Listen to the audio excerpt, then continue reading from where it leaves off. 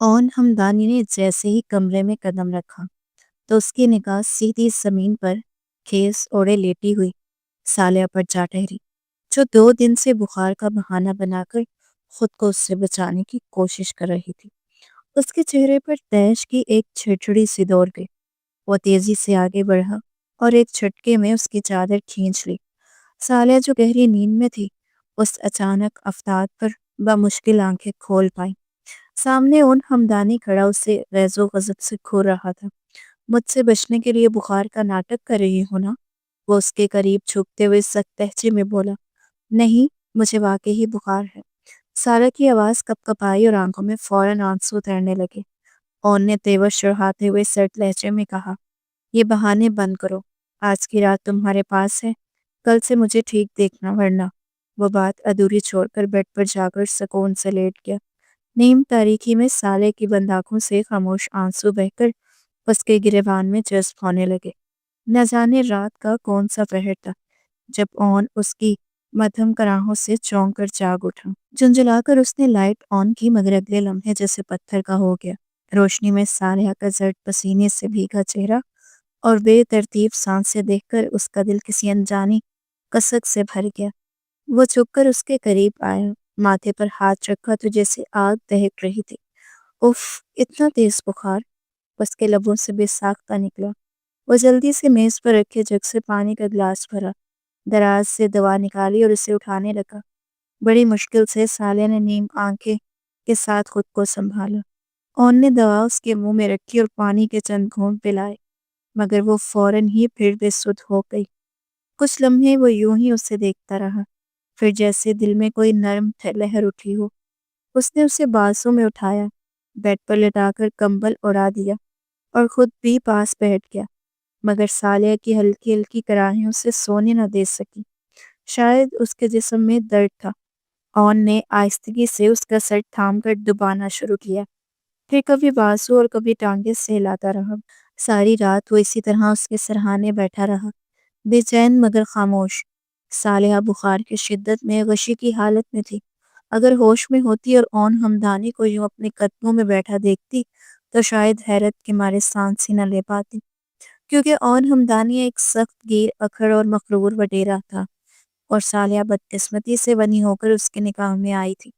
وہ دونوں ایک ہی گاؤں کے رہنے والے تھے، مگر نکاح سے پہلے سالیہ نے اسے کبھی دیکھا تک نہ تھا، بس اس کا نام ہی سنا تھا، ایک ایسا نام جو خوف اور جبر کی علامت تھا۔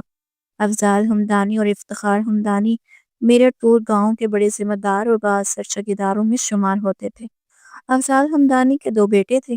بڑا بیٹا اون ہمدانی جو اپنے باپ اور چچا کے ساتھ زمین اور حویلی کے معاملات سنبھالتا تھا، جبکہ چھوٹا بیٹا فائز ہمدانی تعلیم کے لیے شہر میں رہتا تھا۔ دوسری جانب افتخار ہمدانی بے اولاد تھے۔ فائز کی گاؤں کے مالکوں کے بیٹے حیدر ملک سے گہری دوستی تھی۔ میرٹھ پور میں اگر ہمدانیوں کے بعد کوئی طاقتور اور مالدار گھرانہ تھا تو وہ ملک ریاض کا تھا۔ ملک ریاض کے 3 بیٹے تھے۔ بڑا بیٹا اکبر جو دبئی میں کاروبار کر رہا تھا، دوسرا عسکر جو باپ کے ساتھ مل کر ذمہ داری سنبھالتا تھا، جبکہ سب سے چھوٹا بیٹا حیدر ابھی یونیورسٹی میں زیر تعلیم تھا۔ ملک اور ہمدانیوں کے درمیان کبھی کوئی دشمنی یا پرانی رنجش نہیں تھی، بلکہ دونوں ہمدانیوں کے تعلقات ہمیشہ خوشگوار اور عزت احترام پر مبنی رہے۔ حیدر اور فائز بچپن کے دوست تھے۔ کالج کے بعد انہوں نے اکٹھے یونیورسٹی میں داخلہ لیا اور اکثر چھٹیوں میں ایک ساتھ ہی گاؤں لوٹتے۔ اس بار بھی تیسرے سیمسٹر سے امتحانات کے بعد وہ دونوں اکٹھے آنے والے تھے، مگر اچانک دونوں غائب ہو گئے۔ کئی دنوں تک دونوں ہمدانیوں پریشان اور بے بسی کے عالم میں انہیں تلاش کرتے رہے، مگر کوئی سراغ نہ ملا۔ پھر ایک دن اون ہمدانی کے نام ایک خط موصول ہوا جو حیدر ملک کے نام سے لکھا گیا تھا۔ اس خط میں درج تھا کہ میری اور فائز کی کسی بات پر جھگڑا ہوا اور غصے میں آ کر میں نے اسے مار ڈالا۔ جب ہوش آیا تو پچھتاوے نے گھیر لیا۔ میں اپنے ہاتھوں سے اپنے بچپن کے دوست کو مار بیٹھا۔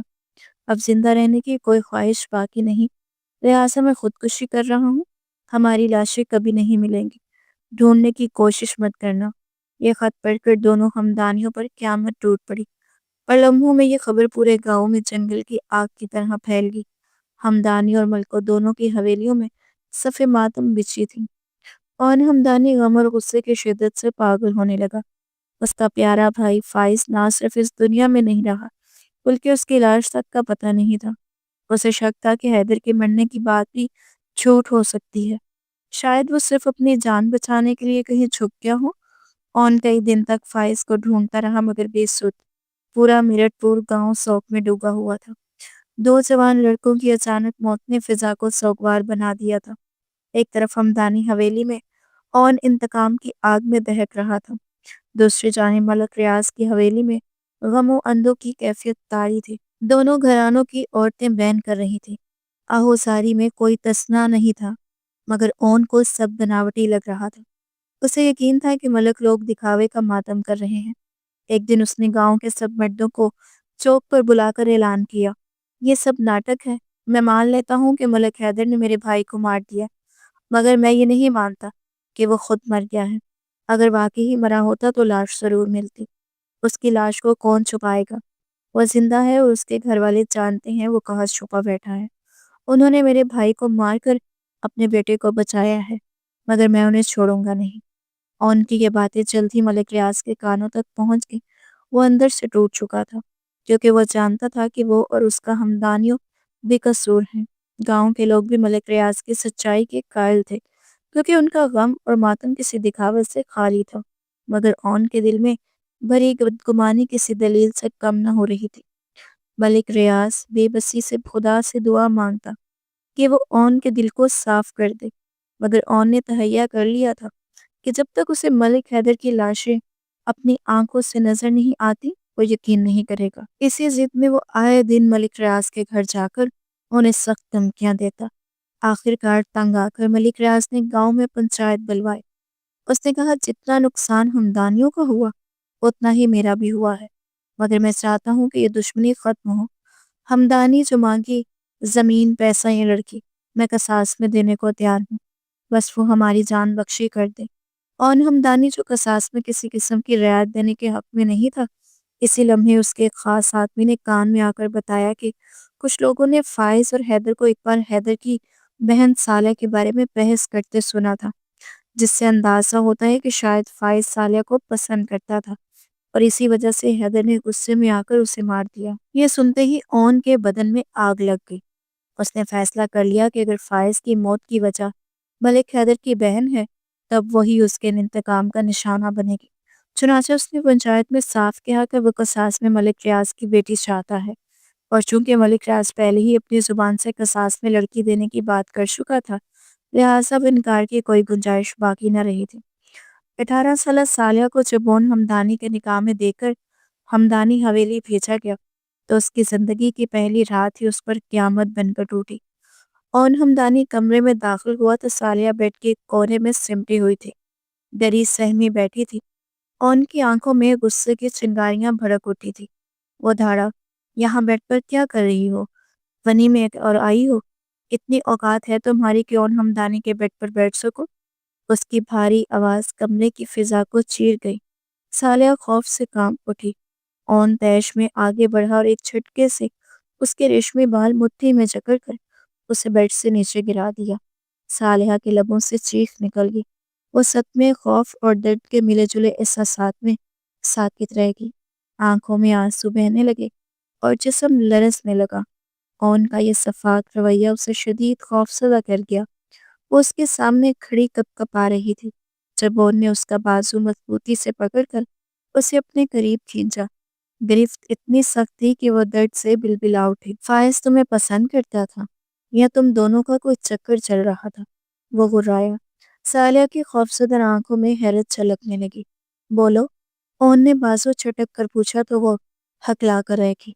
हलक खुश्क हो गया। मैं पूछ रहा हूँ, मेरे भाई फायज से तुम्हारा कोई ताल्लुक था? उसके दाड़ने पर सालिया ने रोते हुए नफी में सर हिलाया। शर्मिंदगी और दुख के बोझ ने उसकी जुबान गिंग कर दी थी। झूठ बोलती हो, कोई ना कोई रिश्ता जरूर था तुम दोनों के दरमियान। ऑन गुर्राया। सालिया ने नफी में सर हिलाया, मगर अब वो बेख्तियार रोने लगी, जिस पर ऑन ने धार कर उसे चुप करवा दिया। सालिया ने खौफ से आंखें बंद कर ली। अगले ही लम्हे वो उसे अपनी गिरफ्त में जकड़ चुका था। उसकी सांसें रुकने लगी, और जब उसने आंखें खोली तो ऑन की सुर्ख आंखों में وحشت چمک تھی۔ سالیہ کی جان لبوں پر آ گئی۔ اگلے ہی لمحے اون نے بے دردی سے اسے بیڈ پر دھکیل دیا۔ وہ سنبھل بھی نہ پائی تھی کہ وہ ایک بار پھر اس پر حاوی ہو گیا۔ اون کے ارادے سمجھنے میں اسے لمحہ بھر لگا۔ وہ جان گئی تھی کہ آج وہ شوہر نہیں، بدلے کے جذبے سے بھرا ایک درندہ بن چکا ہے۔ اس نے دونوں ہاتھوں سے سالیہ کا چہرہ تھاما۔ اس کے لمس میں شدت اور حق جتانے کی سختی تھی۔ پلیز مت کریں۔ سالیہ کی آواز کمزور اور رندی ہوئی تھی۔ آنکھوں سے آنسو بہہ رہے تھے، مگر اون پر کوئی اثر نہ ہوا۔ وہ بے رحمی سے اپنا غصہ اس پر اتارنے لگا۔ اون کے نکاح میں آنے کے بعد سالیہ کی زندگی ایک قید بن گئی۔ اسے حویلی میں نوکرانیوں کی طرح کام پر لگا دیا گیا۔ اگر کوئی ایک شخص تھا جس کے دل میں اس کے لیے ذرا سا نرم گوشہ تھا تو وہ اون کی دادی بی بی جان تھی۔ وہ اکثر اپنی خدمت کے بہانے سالیہ کو بلا لیتی تاکہ اس سے کچھ دیر بھاری کاموں سے بچا سکیں۔ ایک دن صبح سویرے جب سالیہ کو گودام میں گندم صاف کرنے پر لگا دیا گیا تو بی بی جان کو خبر ملی اور انہوں نے اپنی ٹانگیں دبوانے کے بہانے اسے بلوا لیا۔ اون کی تائی سلمہ نے دوسرے ملازموں کو بھیجنے کی کوشش کی، مگر بی بی جان نے اسے واپس کر دیا اور سالیہ کو ہی بلانے کا کہا، جس پر سلمہ کے دل میں کرواہٹ بھر گئی، کیونکہ وہ جانتی تھی کہ بی بی جان کو ونی میں آئی اس لڑکی کے لیے ہمدردی ہے۔ بی بی جان اپنے مخصوص پلنگ پر لیٹی تھی جب سالیہ سر جھکائے ان کی ٹانگیں دبا رہی تھی۔ سفید دوپٹے میں لپٹا ان کا چھریوں بھرا چہرہ دکھ اور افسوس سے بھرا ہوا تھا۔ انہوں نے سالیہ کے چہرے پر لال نشان دیکھے جو کسی کی سنگ دلی کی کہانی سناتے تھے۔ وہ کچھ دیر اسے دیکھتی رہی، پھر نرمی سے بولی، سالیہ پتر، میں جانتی ہوں تیرے ساتھ برا سلوک ہو رہا ہے، مگر میں بوڑھی ہوں، بستر پر پڑی ہوں، سارا دن تجھے اپنے پاس رکھ کر ان ظالموں سے نہیں بچا سکتی۔ صبر رکھ، اون کا دل پتھر کا ہے۔ ماں کے مرنے کے بعد اس نے کسی عورت کو دل میں جگہ نہیں دی۔ میں اسے سمجھانے کی کوشش کروں گی۔ سالیہ خاموشی سے سنتی رہی۔ کسی لمحے دروازہ کھلا اور اون ہمدانی کمرے میں داخل ہوا۔ اس نے جیسے ہی نگاہ اٹھائی، اون کے سرد اور خشمگین نگاہ اس سے ٹکرائی۔ سالیہ نے فوراً نظریں جھکا لی۔ میرے خلاف کیا پٹیاں پڑھا رہی ہیں آپ اسے؟ اس نے بی بی جان سے کھردرے لہجے میں کہا۔ وہ اس سے کھورنے لگی۔ میں کیوں تیری شکایت کروں گی؟ میں تو کہہ رہی تھی تو باہر سے جتنا سخت ہے اندر سے اتنا ہی نرم ہے۔ بی بی جان نے بات بنائی۔ اون کی لبوں پر ایک طنزیہ مسکراہٹ آئی۔ تعریفیں تو میں نے سن ہی لی ہیں۔ خیر اگر آپ کے دل میں اس کے لیے اتنی ہمدردی ہے تو اسے حویلی کے اصول سکھا دیں۔ رات اپنے گھر والوں سے ملنے کی بات کر رہی تھی۔ اسے سمجھا دے کہ ونی میں آئی لڑکیاں اپنے گھر والوں کے لیے مر جاتی ہیں اور اس حویلی میں عورتوں کو جینے کے لیے بے زبان ہونا پڑتا ہے۔ بی بی جان نے تلخ لہجے میں جواب دیا، اچھا اور مرد کیا کرتے ہیں اس حویلی میں؟ عورتوں پر ظلم، مار پیٹ۔ اون کے ہونٹ سختی سے بھیج گئے۔ وہ خاموش رہا۔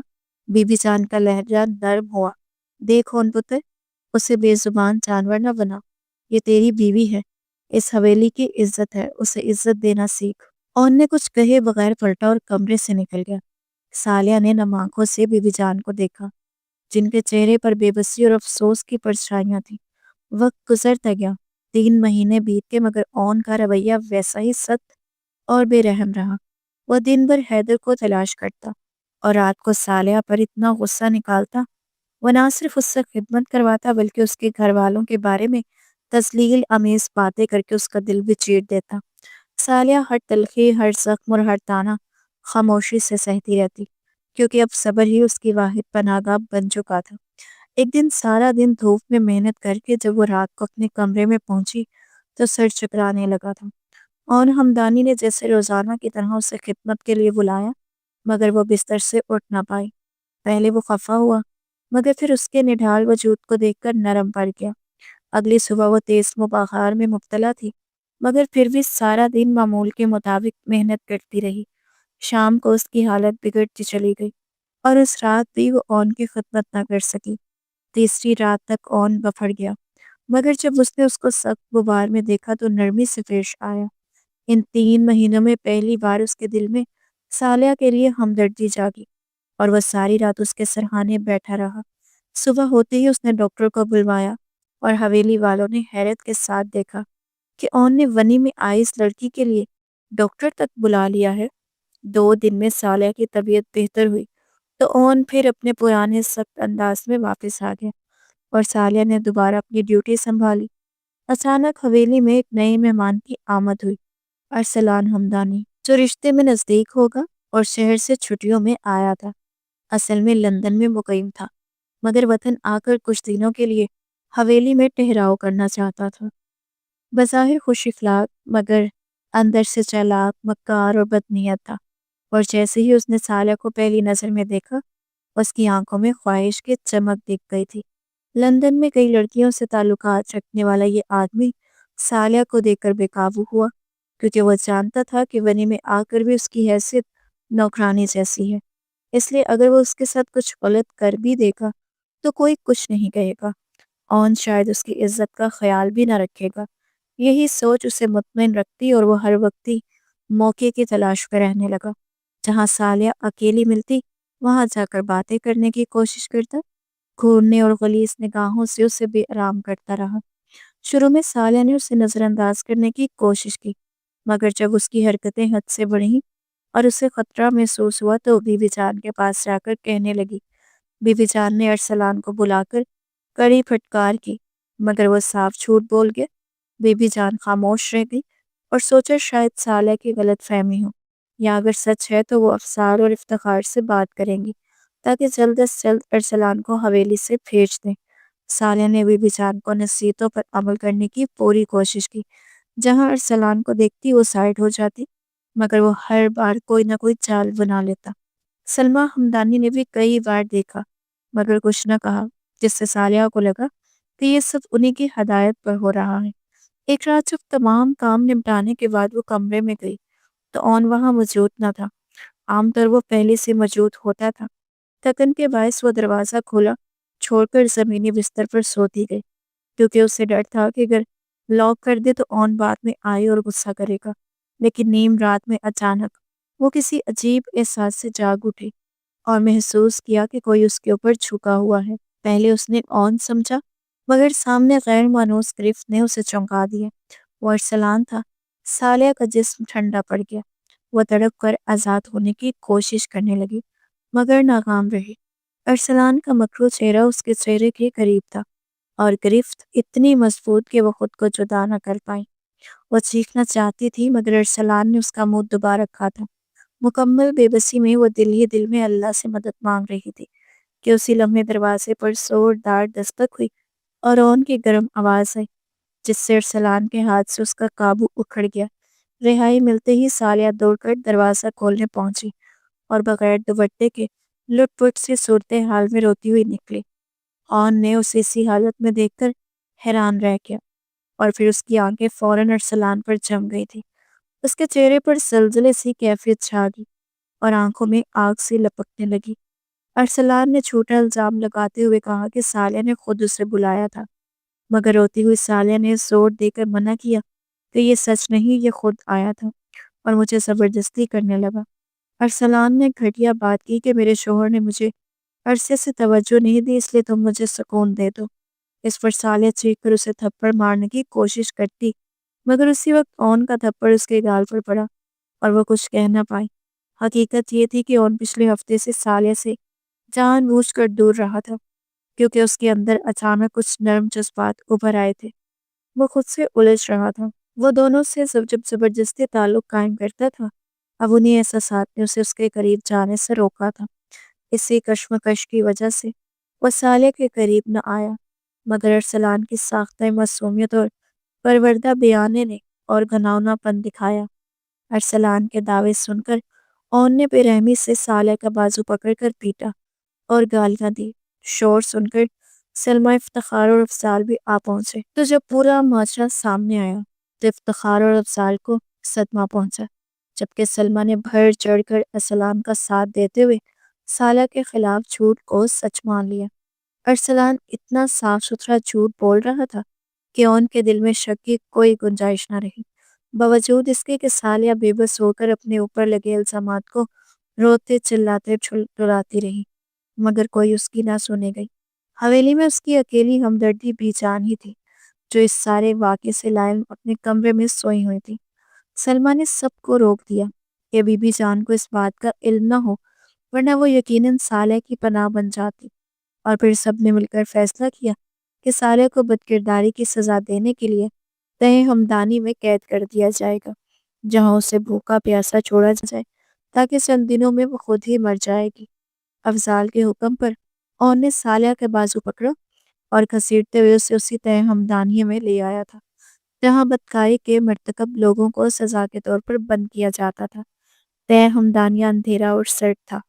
اون ہمدانی نے اسے فرش پر دھکیل کر پھینکا اور زہریلے لہجے میں بولا، پہلے تمہاری سزا کی وجہ صرف تم یہ تھی کہ تم ملک حیدر کی بہن ہو، مگر اب تم بد کردار بھی ثابت ہو چکے ہو، اس لیے اب دوہری سزا کاٹتی ہوگی۔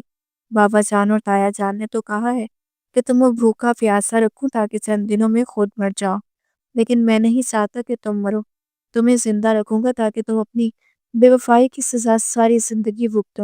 اس کے لہجے میں نفرت کی ایسی کاٹ تھی کہ فضا بھی سہم گئی۔ صالحہ نے آنسو بھری آنکھوں سے اس سنگدل شخص کو دیکھا۔ وہ ٹوٹے لہجے میں بولی، اون ہمدانی، جتنے ظلم کرنے ہیں کر لو، تمہاری نظر میں میں بد کردار سہی، مگر میری رب کی نظر میں پاک ہوں، اور ایک دن وہ میری بے گناہی ظاہر کر دے گا۔ شاید اس دن میں زندہ نہ رہوں، مگر تمہیں بہت پچھتاوا ہوگا۔ وہ تھکے قدموں سے زمین پر بیٹھی اور گھٹنوں پر سر رکھ کر خاموش ہوگی۔ لمحہ بھر کو ان کے دل میں کچھ لرزا سا محسوس ہوا، جیسے وہ سچ کہہ رہی ہو، مگر اگلے ہی پل ارسلان ہمدانی کے الفاظ اس کے دماغ میں گونج اٹھے، میرا شوہر تو کئی دنوں سے میرے پاس نہیں آیا۔ یہ سوچ کر اس کا خون پھر ابل اٹھا تھا۔ اس کے ذہن میں یہی بات کچوکے لگاتی رہی کہ یہ راز ارسلان کو کیسے معلوم ہوا، جبکہ یہ تو ان دونوں کے بیچ کی بات تھی۔ اسی شکوک نے اس کے دل میں صالحہ کے خلاف نفرت کو پختہ کر دیا تھا، حالانکہ اسے یاد نہیں رہا کہ چند روز پہلے وہ خود غصے میں صالحہ سے کہہ چکا تھا، اس لیے تمہارے قریب آنا چھوڑ دیا ہے، تم ہر وقت شوق کی تصویر بنی رہتی ہو، مجھے چنجلاہٹ ہوتی ہے تم سے۔ ارسلان اس وقت دروازے پر قریب کھڑا یہ بات سن چکا تھا اور اسی بات کو مروڑ کر صالحہ کے خلاف زہر گھولنے کے لیے استعمال کیا۔ اون غصے میں اندھا ہو گیا اور صالحہ کو تہ ہمدانیہ میں قید کر دیا۔ وہ وہاں تنہا روتی رہی، حتیٰ کہ پیاس سے اس کا حلق سوکھ گیا، مگر پانی دینے والا کوئی نہ تھا۔ پھر نہ جانے کس کا دل مسیحا کی آدھی رات کو ایک ملازمہ چپکے سے کھانا اور پانی رکھ گئی۔ 2 دن اسی اندھیرے اور سردی میں گزر گئے۔ اون دوبارہ نہ آیا۔ تیسری رات جب وہ فرش پر لیٹی اپنی قسمت پر رو رہی تھی تو اچانک تہ ہمدانی کا دروازہ آہستہ سے کھلا، ٹارچ کی مدھم روشنی اندر آئی اور ایک مانوس آواز سنائی دی، صالحہ بیٹا۔ وہ بی بی جان تھی۔ صالحہ لپک کر ان سے لپٹ گئی اور بے اختیار پھوٹ پھوٹ کر رونے لگی۔ بی بی جان اسے سینے سے لگائے دلاسا دیتی رہی، پھر نرمی سے الگ کر کے بولی کہ وہ اسے یہاں سے نکالنے آئی ہیں۔ ان کے ساتھ ان کی خاص ملازمہ کلثوم بھی تھی۔ بی بی جان نے صالحہ کو چادر اڑائی اور احتیاط سے تہ ہمدانی سے باہر لے آئی۔ پوری حویلی خاموشی میں ڈوبی تھی۔ انہوں نے صالحہ کو گلے سے لگا کر اس کے کان میں چند ضروری باتیں کہیں اور اسے کلثوم کے سپرد کر کے واپس اندر چلی گئی۔ کلثوم نے صالحہ کو حویلی کے پچھلے دروازے سے باہر نکالا، جہاں درختوں کے جھنڈ کے پیچھے ایک تانگا تیار کھڑا تھا۔ بی بی جان کی ہدایت کے مطابق صالحہ نے اپنے گھر واپس جانے کی ضد نہ کی، کیونکہ وہاں جانا خطرے سے خالی نہ تھا۔ چنانچہ وہ کلثوم کی رہنمائی میں تانگے پر سوار ہوگی۔ تانگے والا درمیانی عمر کا خاموش شخص تھا، جو یقیناً بی بی جان کا کوئی بھروسے مند آدمی تھا۔ ساری رات وہ کچی سڑک پر سفر کرتے رہے۔ صبح سویرے تانگا ایک دوسرے گاؤں میں داخل ہوا۔ چند گھروں کے پاس سے گزرتا ہوا ایک کچے مکان کے سامنے جا کر رکا۔ تانگے والے نے پہلی بار بات کی، بی بی اندر آ جائے۔ صالحہ اندر گئی تو ایک عمر رسیدہ عورت چارپائی پر بیٹھی اسے دیکھ کر فوراً اٹھی اور پیار سے گلے لگا لیا۔ وہ بی بی جان کی خالہ زاد بہن عشرت جہاں تھی، جو برسوں سے اسی گاؤں میں رہتی تھی۔ عشرت جہاں کے شوہر کا انتقال ہو چکا تھا۔ ایک بیٹا تھا جو شہر میں نوکری کرتا تھا، شادی شدہ اور 2 بچوں کا باپ۔ وہ ماں کے اصرار پر بیوی بچوں کو گاؤں میں چھوڑ کر شہر جا بسا تھا۔ بی بی جان کا عشرت جہاں سے خفیہ رابطہ رہتا تھا۔ کبھی کبھار فون پر بات کی جاتی، مگر ملاقات ممکن نہ تھی، کیونکہ ہمدانی ہمدانیوں پر اپنی غریب رشتہ داری پر پردہ ڈالے رکھتا تھا۔ ایک دن قبل بی بی جان نے اچانک عشرت جہاں کو فون کیا، مختصراً صالحہ کے حالات بتائے اور اسے کچھ دن اپنے پاس رکھنے کی درخواست کی۔ عشرت جہاں نے خوشی خوشی رضامندی ظاہر کی۔ اور بی بی جان کی ہدایت کے مطابق رات کی تاریکی میں سالیہ کو لینے کے لیے تانگا بھجوا دیا۔ اگرچہ وہ کچھ حد تک حالات سے واقف تھی، مگر تمام تفصیلات انہیں سالیہ کی زبان سے ہی معلوم ہوئی، جنہیں سن کر ان کا دل غم سے بھر گیا۔ سالیہ کو وہاں کسی قسم کی تکلیف نہیں تھی۔ عشرت جہاں کی بہو بھی نہایت نیک دل اور خیال رکھنے والی عورت تھی، مگر ان کے دلوں میں ایک ہی خوف تھا، اون ہمدانی کا، کہ کہیں وہ اس تک پہنچ نہ جائے۔ ادھر جب اون ہمدانی کو پتہ چلا کہ صالحہ طے ہمدانی سے غائب ہو گئی ہے تو اس نے حویلی میں ہنگامہ برپا کر دیا۔ ملازمین پر قہر ٹوٹ پڑا، مگر سب نے لا علمی کا اظہار کیا۔ کلثوم، جسے اصل بات معلوم تھی، بی بی جان کی حفاظت میں تھی۔ بی بی جان نے اون سے کہہ دیا کہ کلثوم صرف ان کی خدمت پر مامور ہے، حویلی کے کسی اور معاملے سے اس کا کوئی واسطہ نہیں۔ شک کے باوجود اون خاموش ہو گیا، کیونکہ بی بی جان کے لاڈلے کے سامنے وہ سختی نہیں دکھا سکتا تھا۔ وہی تو تھی جنہوں نے ماں کے بعد اس کی پرورش کی تھی، لہٰذا وہ سب کرتے ہوئے خاموشی سے رہ گیا۔ سالیہ کو غائب ہوئے 3 دن گزر چکے تھے، جب ایک دن وہ کمرے میں اسی بارے میں سوچوں میں گم بیٹھا تھا کہ اچانک پرانی ملازمہ نجمہ روتی ہوئی اندر داخل ہوئی۔ اس کے قدموں میں گر کر فریاد کی، چھوٹے سائیں، میری بچی کو بچا لیں، وہ اسے برباد کر دے گا۔ اون ہمدانی لمحہ بھر کو دنگ رہ گیا، سمجھ نہ سکا وہ کس کے بارے میں کہہ رہی ہے۔ جب نجمہ نے ارسلان کا نام لیا تو وہ تیزی سے کمرے سے نکلا۔ اسے یاد آیا کہ کچھ دیر پہلے ارسلان کو وہ مراد علی کے ڈیرے کی طرف جاتے دیکھ چکا تھا، مگر اس وقت اپنی الجھنوں میں اتنا ڈوبا ہوا تھا کہ توجہ نہ دے سکا۔ اب جیسے ہی نجمہ کی بات سمجھ میں آئی تو وہ آندھی کی طرح وہاں جا پہنچا۔ اس کے ساتھ اس کے آدمی بھی تھے۔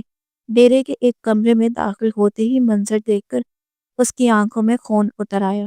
نجمہ کی 11 سال بیٹی نیم مردہ حالت میں پڑی تھی۔ ارسلان اپنی درندگی دکھا چکا تھا اور اب مراد علی اس معصوم پر باری آنے والی تھی۔ اون کے اندر جیسے آتش فشاں پھٹ پڑا۔ اس کے ذہن میں صالحہ کا چہرہ ابھر آیا۔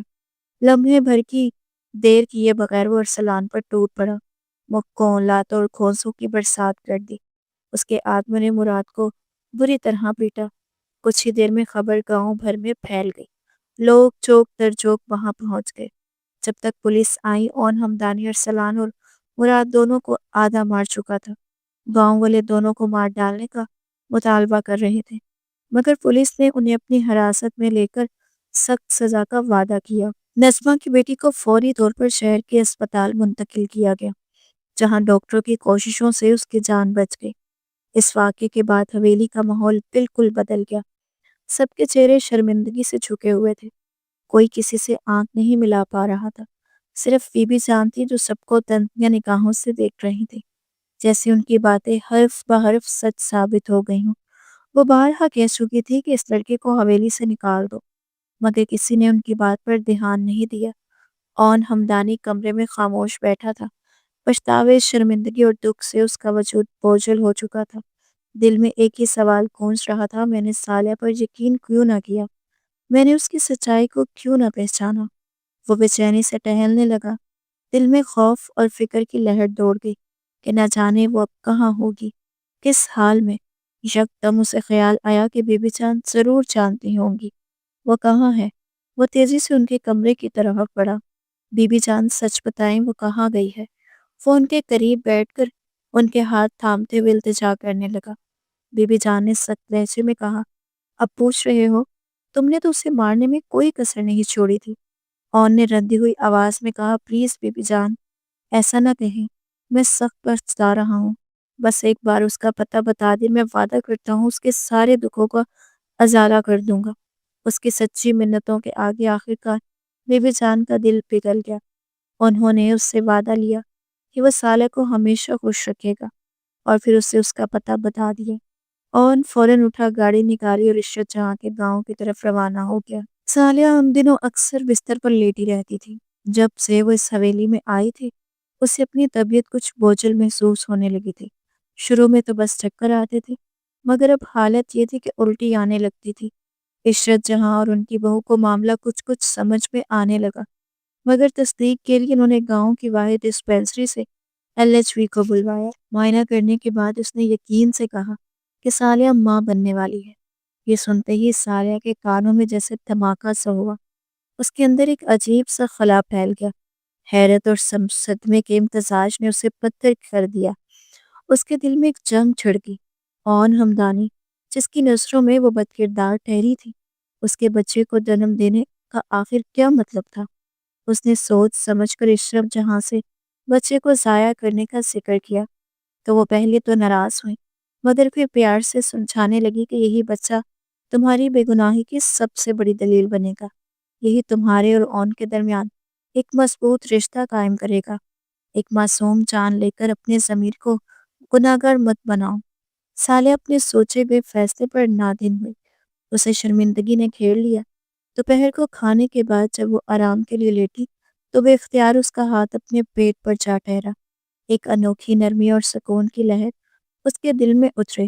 اس نے آہستگی سے کہا، مجھے معاف کر دینا میرے جسم کے حصے۔ میں نے خود غرضی میں تمہاری جان لینے کا سوچا، کیونکہ تمہیں اپنی کمزوری سمجھ بیٹھی تھی، مگر اب تم ہی میری طاقت بنو گے، تم ہی میری سچائی دنیا کو دکھاؤ گے۔ وہ اپنے پیٹ پر ہاتھ رکھے بڑبڑا رہی تھی، جب کسی نے نہایت نرمی سے اس کا ہاتھ تھام کر اپنے لبوں سے لگا لیا۔ وہ چونک کر آنکھیں کھولتی ہے تو سامنے اون ہمدانی کو بیٹھا دیکھ کر گنگ رہ گئی ہے۔ وہ آنکھوں میں نمی لیے اسے دیکھ رہا تھا، نرم مگر بھاری لہجے میں بولا، تمہاری سچائی تو ہمیں اس بچے کی دنیا میں آنے سے پہلے ہی دکھا دی گئی ہے صالحہ۔ وہ شخص جو تم پر الزام لگا رہا تھا اب جیل کی سلاخوں کے پیچھے ہے۔ پھر اس نے ساری حقیقت آہستہ آہستہ اسے بتائی۔ صالحہ کی آنکھوں سے آنسو بہنے لگے، جنہیں اون نے نرمی سے پہنچا، اور عشرت جہاں سے اجازت لے کر اسے اپنے ساتھ حویلی واپس لے آیا۔ مگر اب وہ پہلی والا اون نہیں تھا، نرم لہجہ، بدلا ہوا رویہ، مگر دل کے اندر ابھی بھی وہ کانٹا چھپا ہوا تھا۔ اس نے اگرچہ صالحہ سے الزام کا معافی مانگ لی تھی، لیکن اپنے دل کو مکمل طور پر نرم نہ کر سکا، کیونکہ صالحہ اس شخص کی بہن تھی جسے وہ اپنے بھائی حیدر کی موت کا ذمہ دار سمجھتا تھا۔ جب تک وہ حیدر کی لاش اپنی آنکھوں سے دیکھ نہ لیتا، اس کے دل کی بے سکونی ختم ہونے والی نہیں تھی۔ اسی لیے اس نے جذبات رکھنے کے باوجود فاصلہ اختیار کیے رکھا۔ وہ اب شاذ و نادر ہی اس سے بات کرتا، وہ بھی بس صحت یا بچے کی خیریت پوچھنے کے لیے۔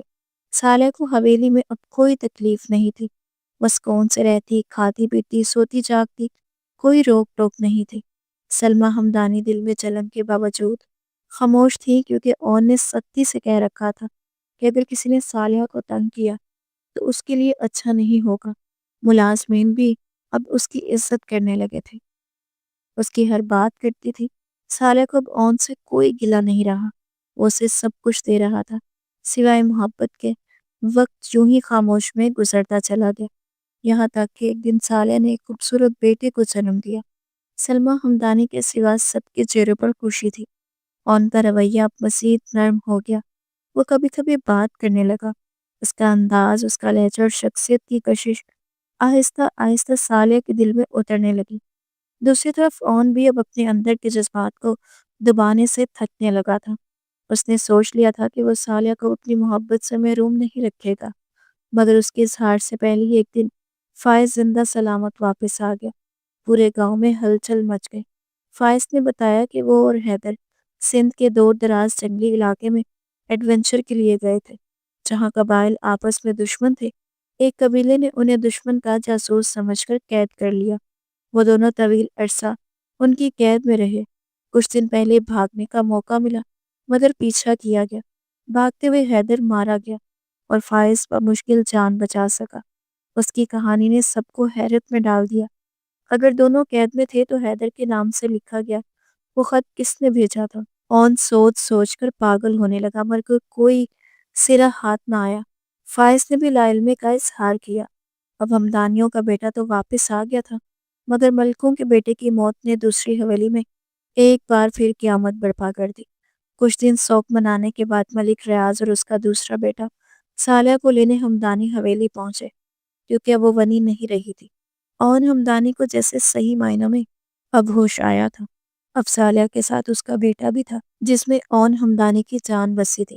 پھر وہ بھلا کیسے ان دونوں سے دستبردار ہو سکتا تھا؟ ایک بار پھر ملک اور ہمدانیوں کے درمیان بحث چھڑ گئی۔ گاؤں والے حسب روایت دو گروہوں میں بٹ گئے تھے۔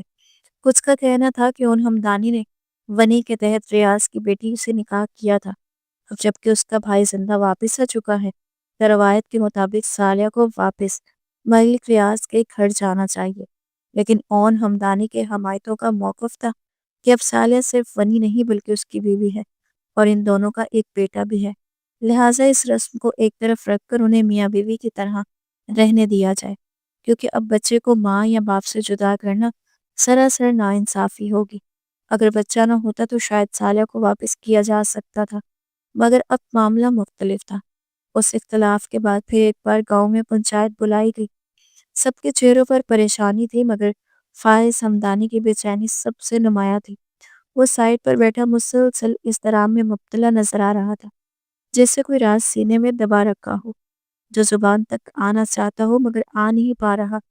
پنچایت میں اس بار مظلوم فریق ملک ریاض تھا، جس نے بیٹا بھی کھویا اور بیٹی بھی ونی میں دے بیٹھا تھا، اس لیے فیصلہ اس کے حق میں دیا گیا۔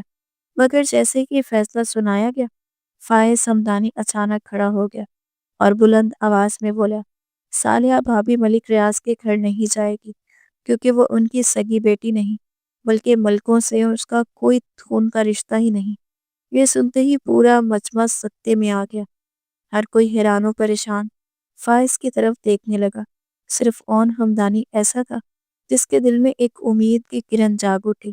ملک ریاض غصے سے دھاڑا، تم یہ بات کیسے کر سکتے ہو؟ کوئی ثبوت ہے تمہارے پاس؟ فائز نے فوراً کسی کو فون کیا۔ تھوڑی دیر بعد گاؤں کی ایک عمر رسیدہ دائی پنچایت میں داخل ہوئی۔ اس نے آتے ہی کہا، فائز ہمدانی سچ کہہ رہا ہے، سالیہ ملک ریاض کی بیٹی نہیں بلکہ افتخار ہمدانی کی بیٹی ہے۔ پنچایت میں سناٹا چھا گیا۔ دائی نے سانس لے کر بات جاری رکھی، آج سے 20 سال پہلے میر بخش نامی ایک غریب مزارع افتخار ہمدانی کے کھیتوں میں کام کرتا تھا۔ اس کی 16 سالی بیٹی سرینا پر افتخار ہمدانی کا دل آ گیا، چونکہ وہ جانتا تھا کہ سرینا جیسے مزارع کی بیٹی کو ہمدانیوں کی حویلی میں بہو تسلیم نہیں کیا جائے گا، اس لیے اس نے خفیہ طور پر سرینا سے نکاح کر لیا اور نکاح 6 ماہ تک پوشیدہ رکھا گیا۔ سرینا کے باپ میر بخش کے کھیتوں میں سانپ کے کاٹنے سے موت ہو گئی اور وہ اکیلی رہ گئی تھی۔ افتخار نے اسے سہانے خواب دکھا کر اپنا لیا، مگر جلد ہی سرینا کے حاملہ ہونے پر وہ گھبرا گیا۔ اس نے اسے اور ہونے والے بچے کو خاموشی سے مروانے کا ارادہ کیا، مگر اس کا ایک وفادار ملازم جو میر بخش کا قریبی دوست تھا، سرینا کو خبردار کر کے شہر بھجوا دیا گیا۔ وہ ملازم اس نے اپنی بہن کے پاس لے گیا جو ملکوں کے شہر والے بنگلے میں کام کرتی تھی۔ انہیں دنوں میں ریاض کی بیوی فاطمہ ایک بچے کی امید میں تھی۔ جب زرینہ نے اپنی کہانی سنائی تو فاطمہ نے ہمدردی میں اسے اپنے پاس پناہ دے دی، حتیٰ کہ اپنے شوہر کو بھی کچھ نہ بتایا۔ پھر ایک دن فاطمہ اور زرینہ دونوں نے دائی کے ہاتھوں بچوں کو جنم دیا۔ زرینہ بچے کو جنم دیتے ہی دنیا سے چلی گئی۔ پھر فاطمہ، وہی ملازمہ اور میں، تینوں کے درمیان طے پایا کہ مردہ بچہ زرینہ کا کہہ دیا جائے اور زندہ بیٹی کو فاطمہ اپنی قرار دے کر اپنے ساتھ گاؤں لے جائے گا۔ یوں یہ راز ہمیشہ کے لیے دفن کر دیا گیا۔ یہ کہتے ہوئے دائی کی آواز کانپ گئی۔ اتنے میں برقع پوش عورت پنچایت میں داخل ہوئی۔ وہ فاطمہ ملک تھی، جس نے آ کر تصدیق کر دی کہ سالیہ در حقیقت افتخار ہمدانی کی بیٹی ہے۔ افتخار کا سر شرمندگی سے جھک گیا۔ فائز نے آہستہ آہستہ آخری راز بھی کھول دیا۔ در حقیقت میں اور حیدر کسی ایڈونچر کے لیے نہیں بلکہ سچائی سامنے لانے کے لیے جان بوجھ کر غائب ہوئے تھے۔ ایک دن حیدر نے مجھے یہ ساری کہانی بتائی جو اسے اپنی ماں سے معلوم ہوئی تھی۔ میں نے پہلے یقین نہیں کیا، مگر پھر ہم اس ملازم سے جا کر ملے جو میر بخش کا دوست تھا۔ تصدیق کے بعد ہم نے ایک منصوبہ بنایا کہ اگر ہم دونوں غائب ہو جائیں اور حیدر کی طرف سے ایک خط کے ذریعے جھگڑے اور قتل کی خبر پھیل جائے تو گاؤں کی رسم کے مطابق سالیہ کو ونی میں اون لالا کے نکاح میں دے دیا جائے گا، جو وہ ہمدانیوں کی بہو بن کر اپنی ماں کا حق حاصل کر سکے گی۔ ہمارا ارادہ تھا کہ جیسے ہی نکاح ہو جائے گا ہم واپس آ کر سب سچ بتا دیں گے، مگر بدقسمتی سے ہم قید ہو گئے اور حیدر وہاں مارا گیا۔ فائز کی بات مکمل ہوتے ہی پنچایت میں خاموشی چھا گئی۔ سب کی آنکھوں میں آنسو آ گئے۔ پھر فیصلہ سالیہ پر چھوڑ دیا گیا اور اس نے وہی فیصلہ کیا جس کی اون ہمدانی کو امید تھی۔ پہلی بار ان دونوں کے درمیان فاصلے مٹ گئے۔ جب سالیہ اس کے سینے سے لگ کر روتی رہی اور ان ہمدانی نماکوں کے ساتھ اس کے سر کو چومتا رہا۔ اس رات دونوں کی آنکھوں میں خوشی اور سکون کے آنسو تھے، جیسے برسوں کا دکھ ایک لمحے میں دہل گیا ہو۔